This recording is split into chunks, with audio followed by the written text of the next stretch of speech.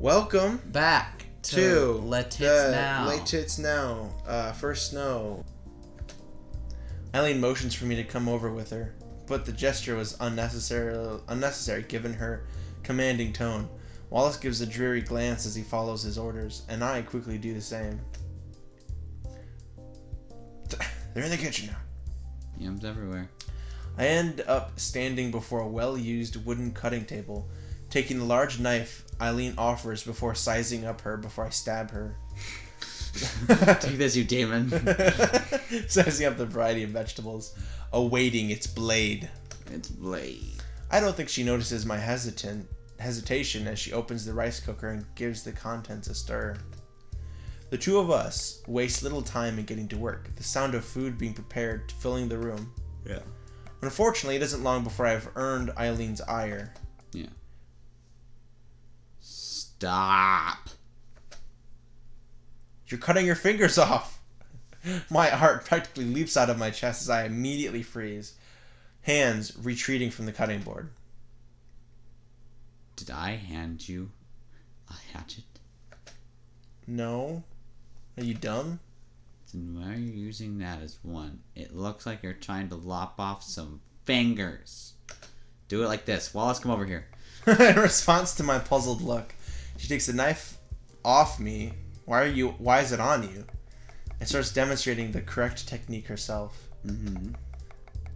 Thought you'd be more help than him in fixing this up.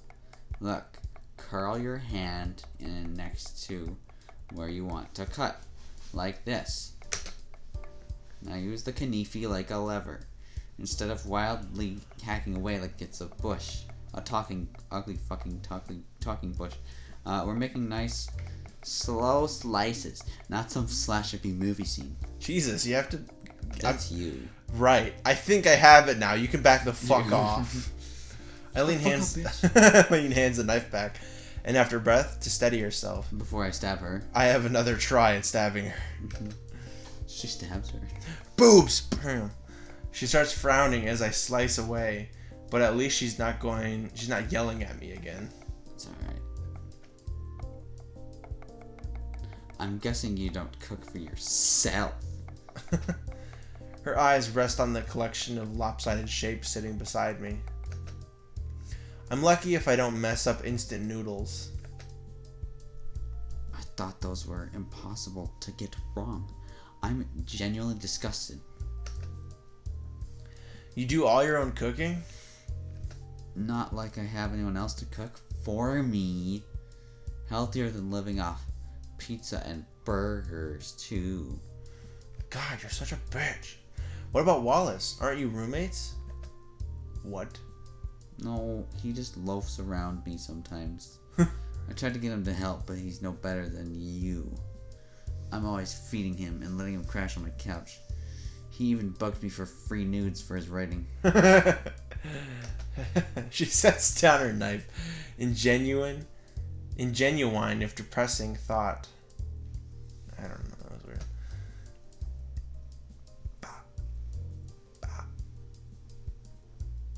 Maybe we should just become roommates. Ooh. I think I'm starting to get a handle on on the relationship. As strange a pair as they might seem, the stern and uncompromising Eileen and gentle giant Wallace seem like they're a compatible couple. I think you and Eileen are, bitch. Yeah. I'm surprised you're not. I thought you might be together. She's gonna be like, oh, jeez. Yeah. Nope, just friends.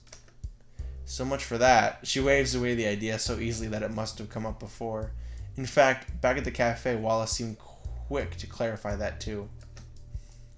Wallace's voice pipes up from behind us. We're actually just really casual. We're not trying to get people involved in it too much, you know. He's just kind of like standing in front of the couch. He's not really sitting. You know, it's not often... Oh, yeah, it is me. Okay, it's not often Eileen invites someone else over for dinner. I don't invite anyone over for dinner. You just show up most of the time. Including now, actually. I've had to put up with him like this since high school. I guess no one else would. Objection. Sustained. I'm the one who puts up with you. I'm the one who currently holds a knife. Oh, shit.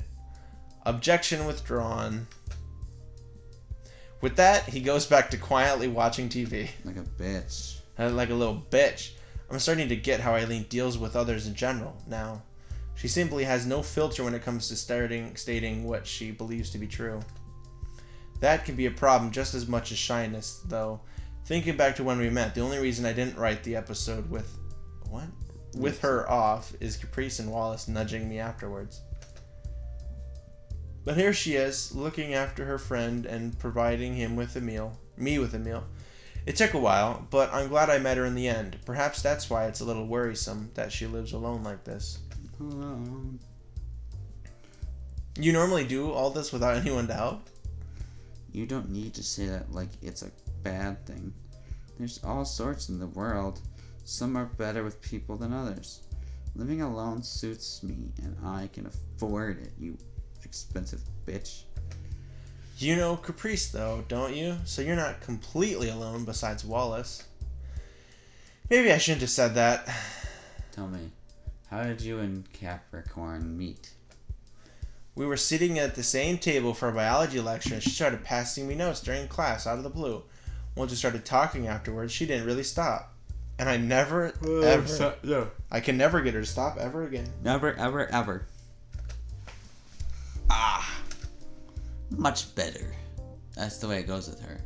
Once you get caught in her orbit, she doesn't let you go. She kidnaps you. She's evil. Caprice isn't that bad. Yeah, she's a sweet person, just high energy. She's high all the time. On energy. She was a non-committal grunt. We're getting on with her cooking. I do wish she'd give her a chance. Caprice does only mean the best for her. Moving away from that, could you grab the plates and glasses? These shouldn't take long to fry. Root beer, please. Look at the way he just leans into the frame like that, like a little bitch. Water's healthier. Allison, please save me from this woman. All I can do is give a weak smile, much as I'd like to give him what he asked for. Following Eileen's orders would probably be for the best.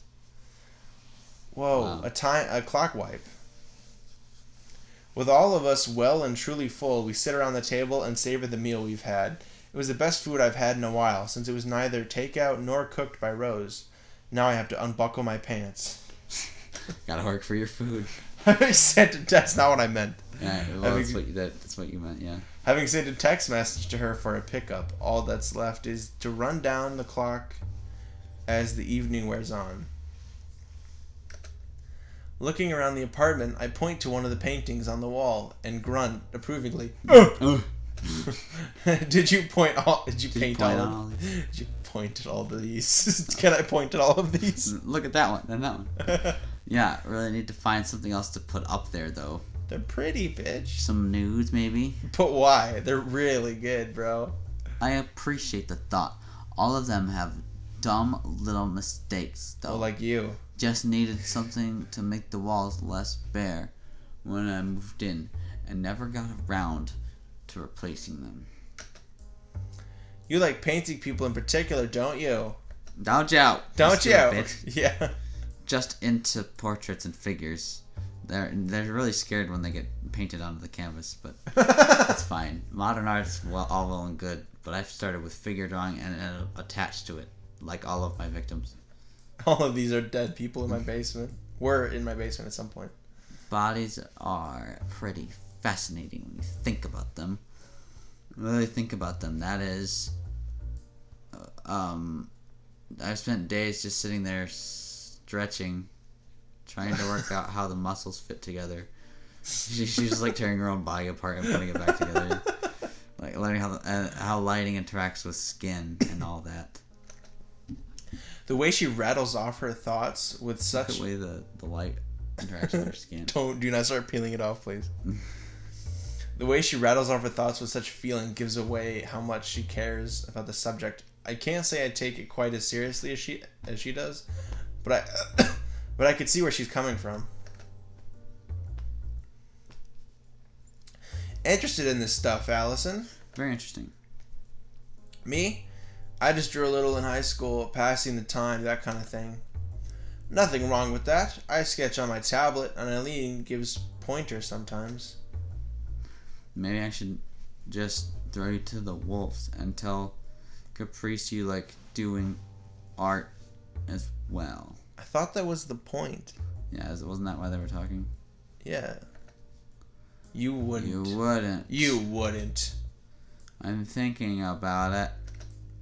I can't help but giggle a bit at the two of them. Hee hee hee hee hee. Ha ha ha ha. Yet, even as they do, there's a small pang of envy there. I can emphasize with Eileen keeping her group of friends small, but I do wish I were closer to her. In more ways than one. She's who I wish I could be. The familiar sound of a motorbike's horn can be faintly heard from outside, bringing an end to both my thoughts and this little outing. That's for you. Giving a nod, I get up from my chair and collect my coat from Eileen's helpful hand, quickly throwing it over my ass. Thanks for tonight. It was nice, I guess.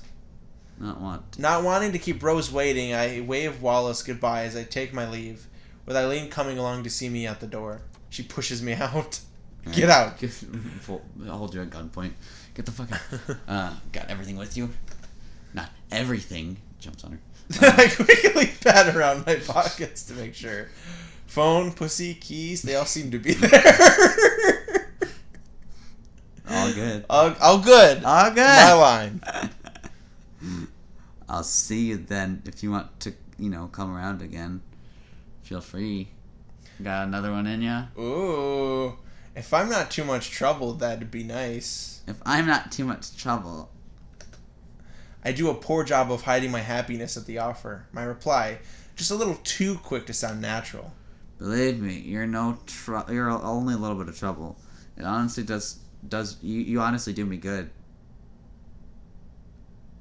I was actually trying to read what it said though. To see you a bit more upbeat. Okay. I tilt my head a little at the odd idea. Like turns it backwards. You just seemed kind of Skittles before, but now you're all sunshine and happiness. Cyanide and happiness. It suits your mom. Get it? Skittles? Taste the rainbow? Taste the rainbow. But I said cyanide and happiness. Ah, sorry. I'm a bit shy. Not to mention a bit homesick. Being able to talk with my friends outside of school was a nice change. Not to mention having a homemade meal. Even if I didn't help that much, it did take my mind off things. Eventually, as my mind slowly manages to get back into gear, I muster the words to say what I want to tell her as I get past being so flustered. If you don't mind me being around for dinner, maybe being together in a club wouldn't be so bad. What? Oh, art club. She hesitates for a good few moments, making me doubt myself as I offer the suggestion as carefully as possible. She knows I like her as a person, so hopefully she can look past her previous experiences. Just as I begin to think I've overstepped the mark, she gives an almost comically long sigh.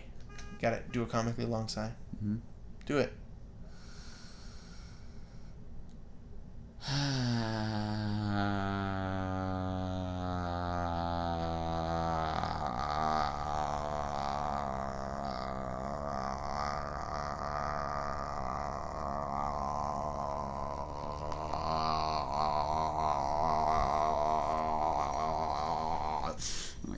The horn sounds again in the distance as silence reigns, but my feet stay plastered as she comes on my answer.